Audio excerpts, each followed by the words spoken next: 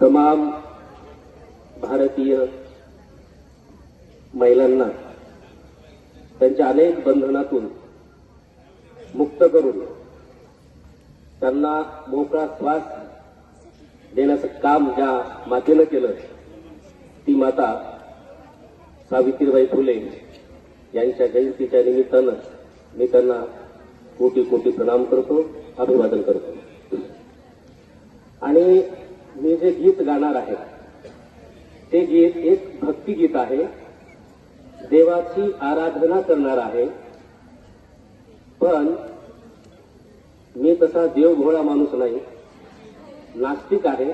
पण देव या संकल्पनेचा, इतरांच्या भावनेचा आदर सुद्धा करतो. पण या ठिकाणी मला एक देवाचं अस्तित्व मात्र मान्य करावं लागतं.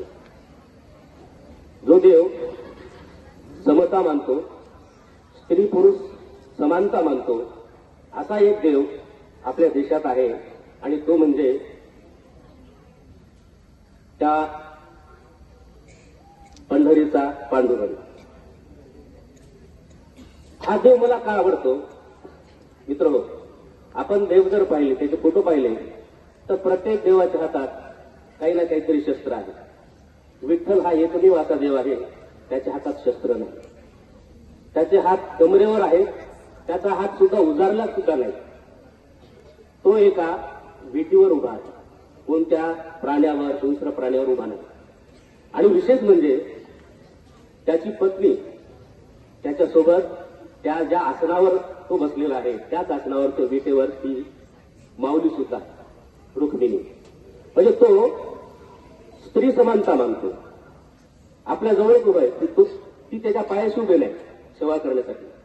आणि म्हणून हा देव खऱ्या अर्थानं या देशातील समता, स्वातंत्र्य, बंधुभाव आणि स्त्री पुरुष एकता मानणारा हा देव आहे.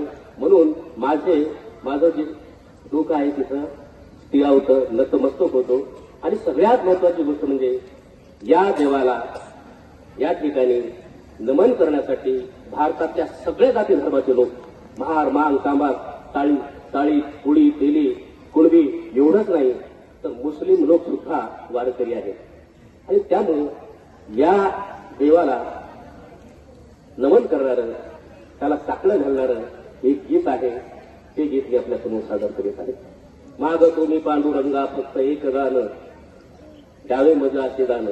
एक सुंदर प्रल्हाद शिंदे यांनी गायलेलं गीत आहे ते गीत.